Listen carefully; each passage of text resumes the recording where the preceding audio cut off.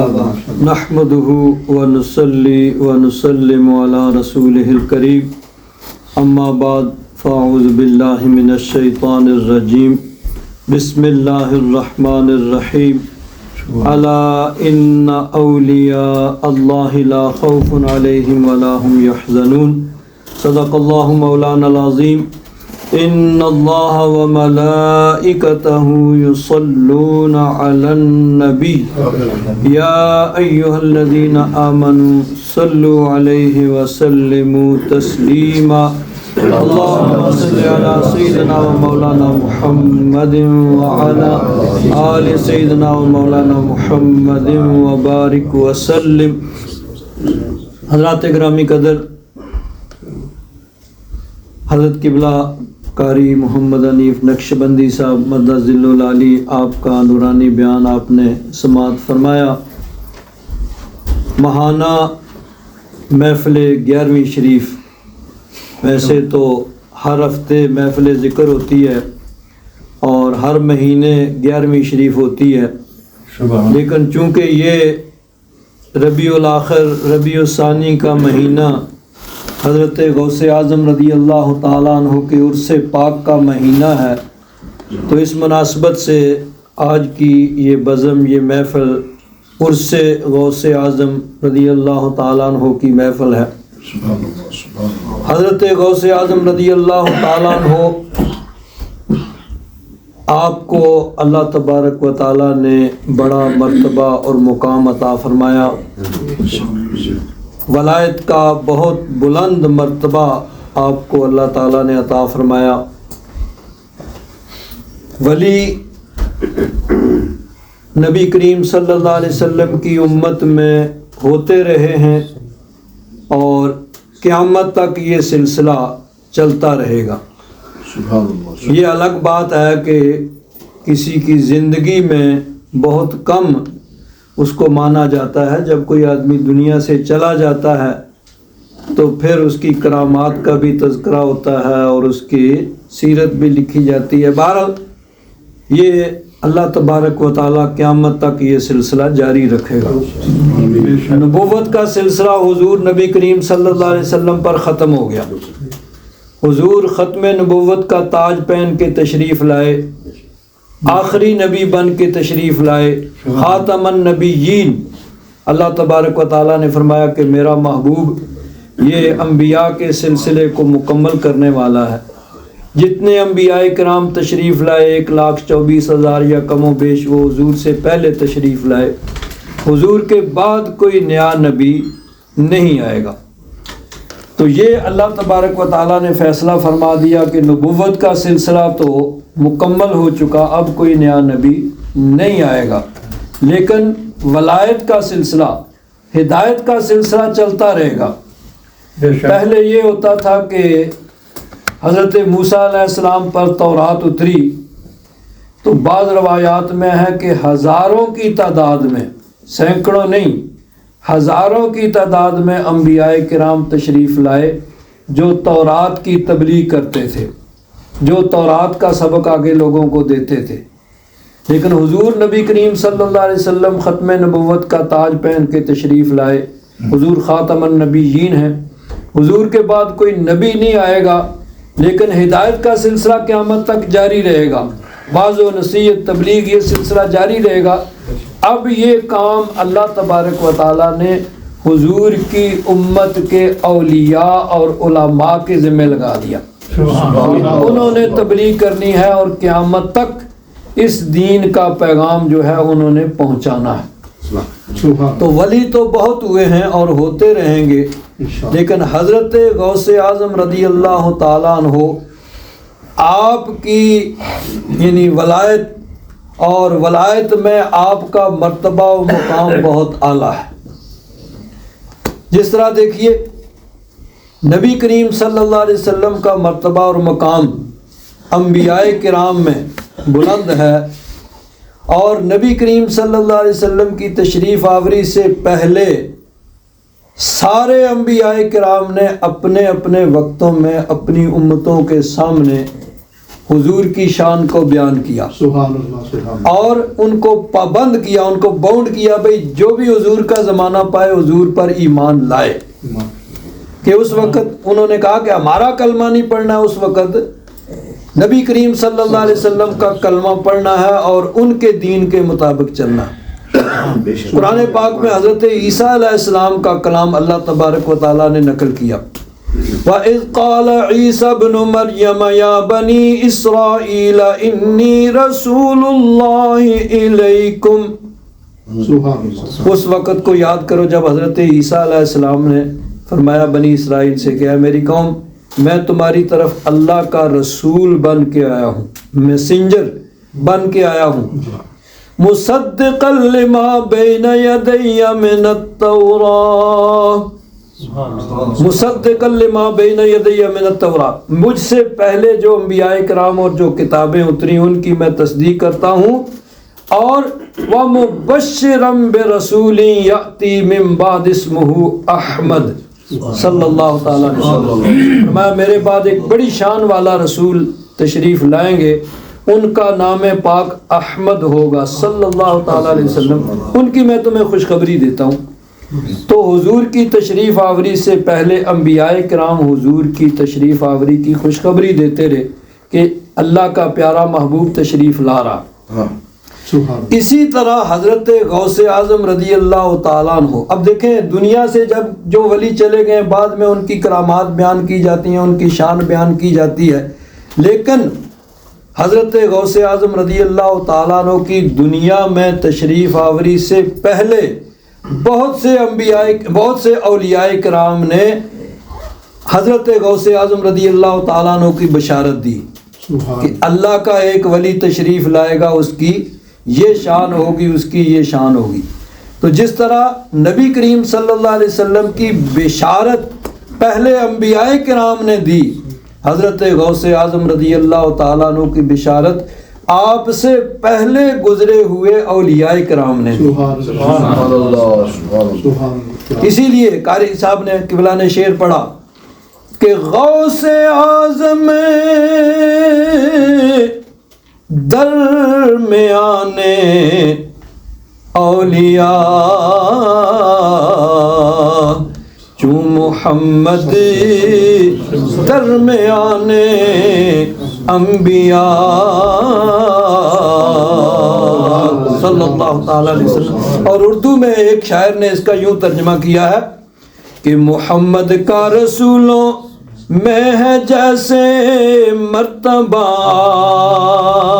اعلیٰ، محمد کا رسولوں میں ہے جیسے مرتبہ اعلیٰ، ہے افضل اولیاء میں یوں ہی رتبہ غوث اعظم کا۔ اور اعلیٰ حضرت مجدد دین و ملت مولانا شاہ احمد رضا خان علیہ رحمت الرحمن فرماتے ہیں، حضرت غوث اعظم رضی اللہ تعالیٰ عنہ کی بارگاہ میں عرض کرتے ہیں، جو ولی قبل ہوئے یا بعد ہوئے یا ہوں گے، جو ولی آپ سے پہلے ہوئے اور جو آپ سے آپ کے زمانے میں ہوئے یا قیامت تک آئیں گے، جو ولی قبل ہوئے یا بعد ہوئے یا ہوں گے، سب ادب رکھتے ہیں دل میں میرے آقا تیرا، سب ادب رکھتے ہیں دل میں میرے آقا تیرا، تو ہے وہ غوث کے ہر غوث ہے شیدا تیرا، اور تو ہے وہ غیث کے ہر غیث ہے پیاسا تیرا۔ حضرت غوث اعظم رضی اللہ تعالیٰ عنہ کی کرامات آپ سنتے رہتے ہیں، اور آپ کی بے شمار کرامات ہیں. علماء نے لکھا ہے کہ جس طرح آپ کی کرامات معتبر ذرائع سے ہم تک پہنچی ہیں، باوثوق ذرائع سے پہنچی ہیں، اس طرح باقی اولیاء کرام کی کرامات اس طرح نہیں ہیں. جس طرح دیکھیے نبی کریم صلی اللہ علیہ وسلم کے معجزات، حضور کی احادیث کو بیان کیا گیا باقاعدہ ایک فن، اس کے حساب سے فن رجال کے جو اس میں راویوں پر بحث کی گئی اور جو صحیح احادیث ہیں ان کو کہا گیا بھئی یہ صحیح ہے، یہ ضعیف ہے، یہ موضوع ہے. تو حضرت غوث اعظم رضی اللہ تعالیٰ عنہ کی کرامات کو بیان کرتے ہوئے ساتھ میں ان راویوں کا بھی ذکر کیا گیا کہ جن جن کے ذریعے سے یہ اس مصنف تک پہنچی. تو حضرت غوث، لیکن دیکھیے حضرت غوث اعظم رضی اللہ تعالیٰ عنہ کی کرامت آپ نے ابھی سنی کہ حضرت غوث اعظم رضی اللہ تعالیٰ عنہ نے مردے کو زندہ کیا. لیکن میرے خیال میں آپ کی سب سے بڑی کرامت آپ کی وہ ہے جو سب سے پہلے آپ کے ہاتھ پہ ظاہر ہوئی، اور اس کو عام روٹین میں کرامت نہیں کہا جاتا ہے. کہ کرامت کیا ہوتی ہے؟ کرامت یا معجزہ کہتے ہیں جو عقل میں نہ آئے، جہاں عقل کی انتہا ہو جاتی ہے، اینڈ ہو جاتا ہے، وہاں سے کرامت اور معجزہ شروع ہو جاتا ہے. کہ جو چیز عقل سے ورا ہو لیکن وہ چیز عقل میں آنے والی ہے. آپ لوگ سنتے رہتے ہیں کہ حضرت غوث اعظم رضی اللہ تعالیٰ عنہ آپ اپنے شہر گیلان سے، جہاں آپ پیدا ہوئے، گیلان یا جیلان یہ ایک ہی چیز ہے، کیونکہ فارسی میں گیلان کہا جاتا ہے، عربی میں یہ گاف جو ہے نا یہ استعمال نہیں ہوتا، تو اس کو جب عربی میں لے جایا گیا تو جیم استعمال کیا گیا، جیلان. تو گیلانی اور جیلانی یہ ایک ہی چیز ہے، اسی گیلانی کو جیلانی عربی میں کہا جاتا ہے. تو آپ جیلان سے، گیلان سے بغداد جا رہے ہیں پڑھنے کے لیے قافلے کے ساتھ. بڑا مشہور واقعہ آپ سنتے رہتے ہیں، اب تفصیل کے موقع نہیں ہے. رستے میں ڈاکوؤں نے حملہ کر دیا، ڈاکو لوٹ رہے ہیں. آپ چونکہ ایک تو نوجوان تھے، 18 سال عمر ہے، اور پھر آپ کا یعنی حلیہ بتا رہا تھا کہ یہ کوئی بزنس مین تو نہیں ہے، اس کے پاس کیا ہوگا. یعنی آپ ایک اسٹوڈنٹ تھے، علم حاصل کرنے کے لیے جا رہے تھے. اب جو اس قافلے میں بزنس مین ہوں گے جن کے پاس، تو ڈاکوؤں نے دیکھ لیا ہوگا بھئی یہ بزنس مین ہے، اس کے پاس کوئی درم و دینار ہوں گے، سونا چاندی ہوگا، ان کو لوٹ رہے ہیں. اور آپ الگ ہیں، کوئی نہیں آپ کو پوچھ رہا بھئی یہ جو ہے نا اس کے پاس کیا ہوگا. میں آپ کو بتاؤں، ہم رات کو سفر کرتے تھے، تو پاکستان میں ہوتا ہے رات کو جو بسیں سفر کرتی ہیں خطرہ ہوتا ہے کہ کہیں ڈاکو نہ لوٹ رہے ہیں. تو رستے میں پولیس کھڑی ہوتی ہے، وہ پولیس والے نہ سارے مسافروں کو اتار کے چیک کرتے ہیں بھئی کسی کے پاس کوئی پسٹل وغیرہ اسلحہ کوئی نہیں ہے. تو میں کئی دفعہ اس طرح گزرا کہ جی وہ پولیس والوں نے روکا نا، تو ہماری شکل و صورت دیکھ کے میں دوسرے السلام علیکم، وعلیکم السلام مولوی صاحب کیا حال ہے، وہ ہمیں چیک نہیں کرتے تھے بھائی اس کی. تو وہ آپ غوث اعظم بیٹھے ہوئے ہیں، کوئی نہیں ڈاکو ان کی طرف متوجہ ہو رہا. ایک نے ویسے ہی اس نے کہا مولوی صاحب تمہارے پاس بھی کچھ ہے؟ آپ نے فرمایا ہاں میرے پاس 40 درم ہے. درم سونے کے ہوتے تھے، خود دینار جو ہیں وہ سونے کے ہوتے تھے اور درم چاندی کا ہوتا تھا. اب دیکھیے آپ نے کہا میرے پاس جو ہیں وہ 40 دینار ہیں. اس نے سمجھا اس کی یہ اسٹوڈنٹ ہے بیچارہ مولوی صاحب، اس کے پاس کہاں ہوں گے، ویسے ہی کہہ رہا ہے، وہ چلا گیا. دوسرا اس نے پوچھا، وہ حیران ہوئے بھئی وہ آپ کو لے کر وہ جو ڈاکوؤں کا سردار تھا نا اس کے پاس لے گئے. بھئی یہ دیکھو یہ شکل سے تو ہمیں معلوم ہوتا ہے، ہمارا یعنی شعبہ ہے، ہمارا پیشہ ہے، ہم نے یہی کام کرتے ہیں، ہم دیکھتے آدمی کو دیکھ کر پہچان لیتے ہیں کہ کس کے پاس کچھ ہوگا اور کس کے پاس کچھ نہیں ہوگا، کیونکہ ان کا کام تھا نا، وہ دیکھ کر پہچان لیتے ہوئے اس کے پاس کچھ ہے کہ نہیں ہے. تو چوروں کا کام چوری کرنا ہے تو وہ دیکھ لیتے ہیں کس کے پاس کچھ ہوتا ہے. تو کہنے لگے بھئی نظر تو ایسے آتا ہے بھئی اس کے پاس کچھ نہیں ہے، لیکن یہ کہتا ہے کہ میرے پاس 40 دینار ہیں سونے کے. تو اس سردار نے کہا بھئی کہاں ہیں؟ آپ نے فرمایا وہ آپ نے جو لباس پہنا ہوا تھا نا اس کے اندر یہ اندر سیے ہوئے ہیں. اب جیب ہوتی ہے نا تو وہ اندر اس کو ڈال کے تو آپ کی والدہ نے اس کو سوئی کے ساتھ سی دیا تھا. انہوں نے اس کو توڑا تو دیکھا اندر سے 40 دینار نکلا ہے. انہوں نے کہا بھئی عجیب بات، تو لوگ تو ہم سے مال چھپاتے ہیں، وہ کہتے ہیں کچھ نہیں ہے کچھ نہیں ہے، جب تلاشی لیتے ہیں تو پھر نکلتا ہے. تو ہم آپ کے بارے میں تو ہمیں یہ شبہ بھی نہیں ہو سکتا تھا کہ آپ کے پاس یہ 40 دینار ہوں گے، لیکن آپ نے خود ہی بتا دیا، آپ بچا سکتے تھے. تو حضرت غوث اعظم رضی اللہ تعالیٰ عنہ نے فرمایا کہ میں جب گھر سے چلا تھا تو میری والدہ نے مجھے نصیحت کی تھی کہ بیٹا جھوٹ نہیں بولنا ہے، جھوٹ نہیں بولنا ہے. تو میں اس لیے جب اس نے پوچھا کہ تمہارے پاس کچھ ہے تو اب میں جھوٹ تو نہیں بول سکتا تھا کہ میرے پاس کچھ نہیں ہے. جھوٹ بول کے بچا لیتے تھے، بظاہر یہ محسوس نہیں ہو سکتا تھا کہ ان کے پاس کچھ ہوگا. لیکن جب انہوں نے پوچھا کہ تمہارے پاس کیا ہے تو میں پھر جھوٹ نہیں بولا، والدہ کی نصیحت تھی، میں نے سچ بتا دیا. تو وہ جو ڈاکوؤں کا سردار تھا وہ کہنے لگا کہ دیکھو تمہیں اپنی ماں کی بات کا اتنا خیال ہے کہ ماں نے کہا جھوٹ نہیں بولنا، اور ہم اللہ تبارک و تعالیٰ کی نافرمانی کر رہے ہیں کہ اللہ تعالیٰ نے فرمایا ظلم نہ کرو، اور ہم لوگوں پر ظلم کرتے ہیں کہ لوگ محنت سے مال کما کے لاتے ہیں اور ہم ان سے چھین لیتے ہیں. تو اس نے کہا آج سے توبہ، آج سے توبہ. تو ڈاکو جو باقی اس کے ساتھی تھے انہوں نے کہا جب تمہارے ساتھ ہم ڈاکے میں ساتھ تھے تو توبہ میں بھی ساتھ. سب لوگ تائب ہو گئے، سب نے توبہ کر لی کہ جن کا مال ہمارے پاس ہے مال ان کو واپس کر دو، آج کے بعد ختم. تو یہ حضرت غوث اعظم رضی اللہ تعالیٰ عنہ کی سب سے پہلی کرامت کیا ہے کہ آپ نے سچ بولا، جھوٹ نہیں بولا. تو اس کی وجہ سے وہ ڈاکو جو ہیں وہ تائب ہو گئے. اب دیکھیں نبی کریم صلی اللہ علیہ وسلم کی حدیث پاک ہے، یہ بات معمولی نہیں ہے. حضور نے فرمایا اربع من کن فیہ کان منافقا، کہ جس میں 4 چیزیں ہوں گی نا وہ منافق ہوگا. ومن کان فیہ خصلۃ کانت فیہ خصلۃ النفاق، اور ان 4 میں سے اگر کوئی ایک اس میں ہوگی تو وہ نفاق کی خصلت، یعنی یہ منافقوں کا طریقہ ہے، مسلمانوں کا طریقہ نہیں ہے. فرمایا کون سی؟ اذا حدث کذب، بات کرے تو جھوٹ بولے. تو جھوٹ بولنا حضور نے فرمایا کہ یہ منافقوں کا طریقہ ہے، مسلمانوں کا طریقہ نہیں ہے.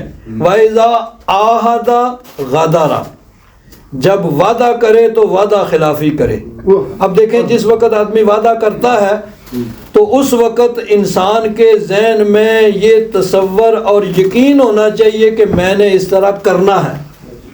عام طور پر وعدہ کرتے ہیں ٹھیک ہے بھئی کل آ جائیں گے، اور ذہن میں یہ ہوتی ہے کہ ٹھیک ہے آج گزر جائے کل کون دیکھے گا. نہیں، یہ مسلمان کا طریقہ نہیں ہے کہ کوئی آدمی کہے بھئی کل کر لیں گے، کل یہ کریں گے، اور ذہن میں یہ حکم میں نے تو کل یہاں ہونا نہیں ہے، اب تو ابھی جان چھوٹے تو کل دیکھیں. تو فرمایا اذا عاہد غدر، جب وعدہ کرے تو وعدہ خلافی کرے، یہ بھی منافق کا طریقہ ہے. اور فرمایا وَإِذَا اؤْتُمِنَ خَانَ، اگر اس کے پاس امانت رکھی جائے تو امانت میں خیانت کرے. تو امانت اگر کوئی چیز آپ کے پاس رکھتا ہے تو اس کو سنبھال کے رکھنا اور پورے طور پر اس کو واپس کرنا یہ اسلام میں ضروری ہے. اور امانت میں خیانت کرنا یہ منافقین کا طریقہ ہے. اور آخری چوتھی چیز فرمائی وَإِذَا، جب اس کی کسی کے ساتھ لڑائی ہو جائے تو فجرا، پھر گالیاں بکنا شروع کر دے. کسی کے ساتھ لڑائی ہو تو گالیاں بکنا، فرمایا یہ بھی منافقین کا طریقہ ہے. اور دوسری حدیث میں حضور نے فرمایا کہ 3 چیزیں ایسی ہیں کہ من کان فی ثلاثۃ، من کان فی کان منافقا خالصا وان صام وصلى، جس میں یہ چیزیں ہوں گی نا وہ خالص منافق ہوگا اگرچہ وہ نمازی اور روزے دار بھی ہو، نمازیں بھی پڑھتا ہو، روزے بھی رکھتا ہو، اس کے باوجود اگر اس میں یہ عادتیں پائی جاتی ہوں گی، یہ خصلتیں پائی جاتی ہوں گی، تو پھر وہ منافقوں کے طریقے پر چل رہا ہے. یہی فرمایا اذا وعد اخلف اور اذا حدث کذب، وعدہ کرے تو وعدہ خلافی کرے اور بات کرے تو جھوٹ بولے، اور وَإِذَا اؤْتُمِنَ خَانَ، جب اس کے پاس امانت رکھی جائے تو خیانت کرے۔ تو سچ بولنا یہ مومنوں کا طریقہ ہے، اور جھوٹ بولنا نبی کریم صلی اللہ علیہ وسلم نے فرمایا کہ یہ منافقوں کا طریقہ ہے۔ وعدہ خلافی کرنا اور امانت میں خیانت کرنا، اور اگر کسی سے کچھ جھگڑا ہو جائے تو گالی گلوچ، یہ منافقین کا طریقہ ہے۔ تو حضرت غوث اعظم رضی اللہ تعالیٰ عنہ کی سب سے پہلی کرامت یہ ہے کہ آپ نے جھوٹ نہیں بولا، سچ بولا، جس کی وجہ سے جو وہ ڈاکو تھے سارے ڈاکوؤں نے توبہ کر لی۔ تو ہم حضرت غوث اعظم رضی اللہ تعالیٰ عنہ کی 11ویں ہر مہینے کھاتے ہیں، آپ کی کرامات بھی سنتے ہیں، لیکن آپ کی سیرت مبارکہ اس پر بھی غور کرنا چاہیے، اور اس کے مطابق ہم سب کو چلنے کی کوشش کرنی چاہیے۔ اللہ تبارک و تعالی ہم سب کو توفیق عطا فرمائے۔ وآخر دعوانا الحمد للہ رب العالمین۔